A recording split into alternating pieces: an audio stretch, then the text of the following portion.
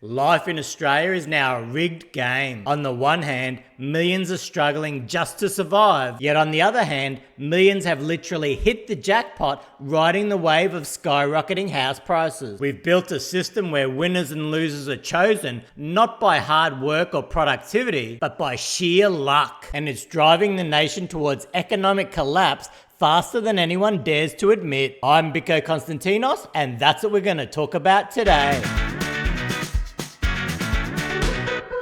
How do you tell the difference between a snowman and a snow woman? Snowballs. And you'll have to have a lot of balls if you watch my content. Not literally. I love my female subscribers. I'm talking about being subjected to a Greek Adonis on your screens. But if you're willing to take the risk, please like this video and subscribe to my channel if you haven't already. I'll bring the commentary while you bring the popcorn. Now let's see why Australia is heading down a path towards disaster. Today, we're going to check out this video titled, Why Living in Australia is Impossible by 2 and 20. The video goes for about 15 minutes and has been viewed 2.4 million times. So I suggest going and watching the entire thing, but today I'm just going to focus on certain sections specifically related to the housing market.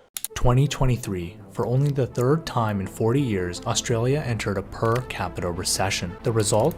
Australian wages declined to levels not seen since June 2011. And you can see here how real GDP per capita has now declined for 6 quarters in a row. This is now one of the worst recessions as it affects each individual on record. And the impact it's had on wages is absolutely staggering. Basically, over a decade of wage price growth has completely vanished. And that's due to the impact of inflation, or in other words, the wages you earn have been devalued. Over the last few decades, Australia has experienced one of the greatest housing booms the world has ever seen. Or more accurately, an artificially inflated housing bubble. Since 1973, Australian house prices have increased by 36 times across the capital cities, and Sydney is now the second most unaffordable place to live in the world. This is shocking, but he's only measuring house prices up until 2020. Since then, they've gotten catastrophically worse. How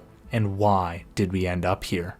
This is the dark side of Australia. The fact that we've got foreign YouTube channels specifically focusing on Australia's housing disaster is a very clear indication that we've royally screwed up. Since 2020, house prices in Brisbane, Adelaide, and Perth have increased by over 50%, while wages only grew 12%. So if you're trying to buy a house in these cities, not only do you have to come up with hundreds of thousands more just to buy a home, you also have to struggle to try and come up with the deposit, all the while cost of living and rents have skyrocketed. Yeah, it's great if you own a home, but if you don't, it's an absolute disaster. Home ownership is becoming less and less attainable for many Australians, especially young Australians. If you don't own a home, you're basically being pushed further and further towards poverty, because instead of your housing payments decreasing over time, they'll actually increase forever through rent rises. And with the deterioration of the Australian dollar, it's almost impossible to save up enough savings or investments to be able to self-fund your retirement. So in most cases, you'll become totally dependent on the government pension, which feels like an absolutely terrible prospect. Young people have not had the luxury to benefit from skyrocketing home values and are constantly playing catch up. The result? Home ownership rates for people under 34 have declined nearly 25%. This is an absolute betrayal in my opinion. Those who enjoyed extremely affordable housing and have benefited from this housing boom are not willing to ensure that future generations have the same opportunities. Historically, Australian rental rates increased at a reasonable amount per year. However, since 2020, annual rental rates have skyrocketed by over 8% per year. Gee, I wonder what happened in 2020 that gave an excuse for policymakers to pump up house prices, which also pumped up rents and also pumped up cost of living. I just can't put my finger on it. The dream of working hard to afford a comfortable life is slowly fading. and hardworking, honest Australians are left feeling hopeless. Feeling hopeless and angry. You see, while they're working at a full-time job, maybe earning $100,000, which after tax becomes $75,000, while someone who works in the exact same job makes over $100,000 in capital gains on their property each and every year. And to put salt in the wound, those capital gains are completely tax-free or receive a tax concession, depending on whether it's your own home or an investment property. How about that for causing a shocking divide in our society? All of this begs the question, why is real estate out of control? The first culprit that many point to is immigration. Immigration levels have been shockingly high in Australia since after the pandemic. Countries like Canada and the UK followed a very similar path by pushing mass immigration. However, now both countries have realized they pushed it too far, and there's a very large backlash and a strong call to reduce numbers to ease the housing crisis. However, Australia's housing crisis seems to be one of the worst, yet immigration levels are forecast to remain extremely high going forward. In 2023,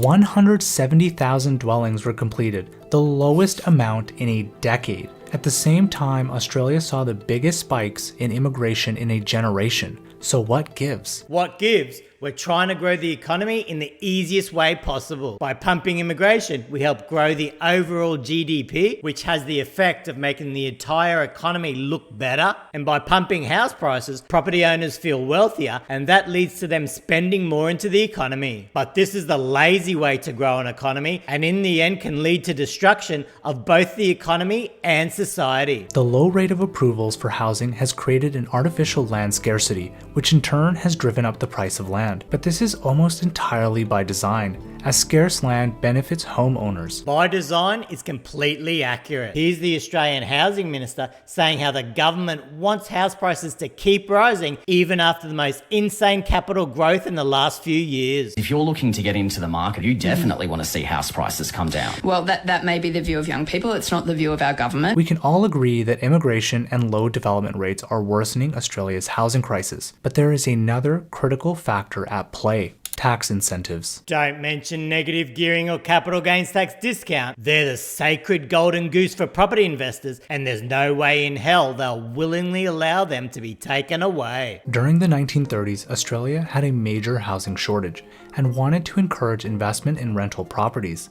To encourage this, the country introduced negative gearing. You really went there. Now everyone in the comments is going to pipe up and say, if you remove negative gearing, rent price is going to go through the roof because investors are going to pass on those extra costs to renters. But what these people don't realize is that Australia is one of the few countries in the entire world that allows negative gearing in its current form. Negative gearing allows an investor to offset the losses on a rental property against their personal income. This idea is pretty novel. In fact, out of the entire OECD, only New Zealand and Japan have these policies. And I wonder why that is. Maybe because it encourages investing into a loss-making asset. Maybe because it encourages taking on more debt because you can get a bigger tax reduction, but also you can leverage more into property, so as property prices go up, you make more capital gains. During the 1980s, the government tried to change negative gearing rules, imposing restrictions on deductions that can be claimed, similar to the United Kingdom. But this was met with significant backlash, and negative gearing was returned to its original form. As the old adage goes, you can give, but you can never take. Bill Shorten from the Labor Party also tried to overhaul negative gearing, and he took those policies to 2 elections. But the party lost both of those elections, and many believe negative gearing was a major reason why. The only policies allowed in Australia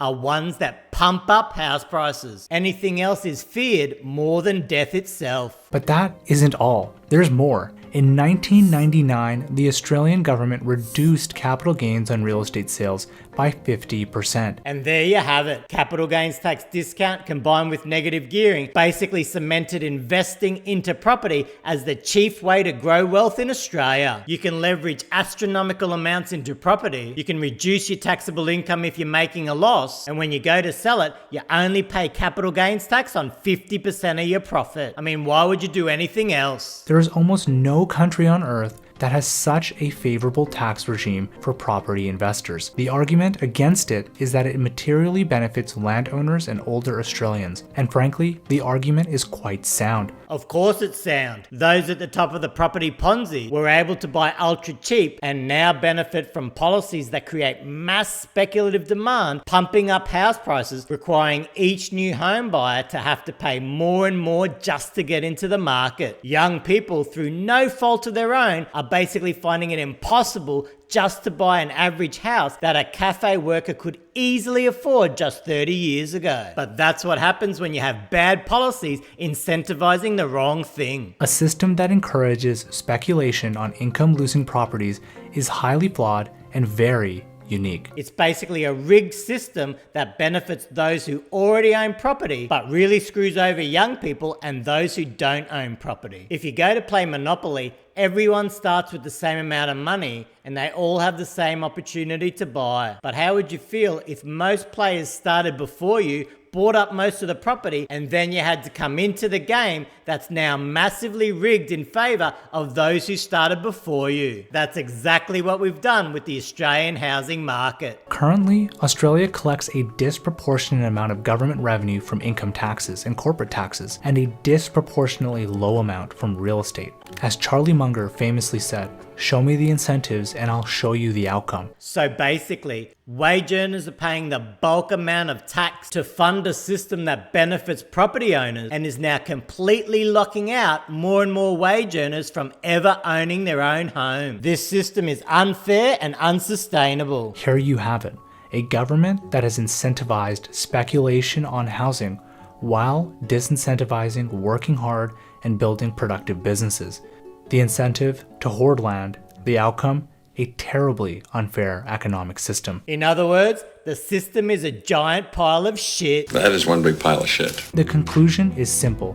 This is beyond political parties. Australia's housing crisis runs deep. Runs deep is an understatement. This housing obsession has infiltrated the entire country, and it's now like a speeding train that's impossible to stop without creating extreme carnage. What will it require? Incentivizing business investment, lowering income taxes for hardworking Australians, abolishing negative gearing, lowering capital gains incentives, removing red tape to encourage developments, and educated Australians who can keep politicians honest. You are the solution, and your tool is policy. These solutions are excellent, but with most Australians owning property and the major parties hell-bent on keeping house prices ultra high, voting alone won't cut it. Australians must rise up and demand urgent reform to dismantle this broken and deeply unfair system. I'm Biko Konstantinos.